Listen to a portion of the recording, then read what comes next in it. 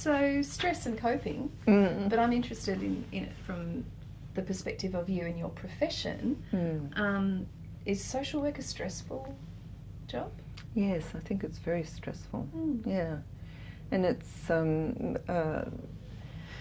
well, from my standpoint, I think that social workers are working, with really, really tough situations where people are not coping and are incredibly stressed. So stress is a very infectious matter. It is. And I think, witnessing some terrible things is very hard for social workers, and they do see some very painful things, so it is stressful. And as I said, the other point I suppose is that, as I said, the social worker relationship tends to be a bit less voluntary than some psychological relationships. As in the clients don't have a choice to come and see you. Yeah. Right. Yeah. So so that's stressful in itself, because so for a social worker, they're often having to kind of handle a fair bit of hostility and aggression up front, and build a relationship with that person. So How do social workers stop themselves from kind of burning out, from getting to the point where they can't practice anymore? Well, we used to talk about supervision, but supervision is a well that is drying up on an organisational level. But I think social workers are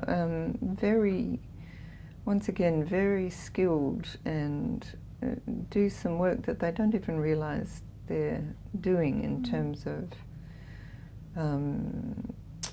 interpersonal support, and really backing each other up, and self-care and caring for each other and stuff, which is really important. You do have to be very healthy as well. Yeah. I think that's important in terms of handling stress and so on. What other kind of, you mentioned self-care, so what does self-care kind of mean to you in your role? Oh, that means eating well and having some time off, like having weekends and holidays. Some people have them. and exercising and, socialising, kind of trying to make decisions to not, overdo it, and all of that. Yeah. And to take time out to refresh yourself if you do get burned out. Yes. I've known, several colleagues who've kind of taken time out and gone and done different work, or gone travelling, or at one stage I found working with couples was because it was so full of very high emotion. I just decided I've got to have 2 years off doing that. Okay. So I just stopped and did other work, right. and then came back to it when I felt a bit more rested. Do you work with clients who are also highly stressed? What kind of impact does that have on their health and their well-being, do you think? It has a lot of effect on them. I think, more and more I'm understanding how feeling really stressed affects all sorts of physical things. Makes the whole organism, rattled around, and affects our functioning. Yeah, very much. What advice would you give to your social work students who are experiencing a lot of stress? Well, we do talk a lot about it in terms of, learning to understand when you're feeling incredibly stressed, learning to understand how to manage your own emotional life, and put things in perspective, and think things through, and take time to refresh yourself, and all of that. Yeah.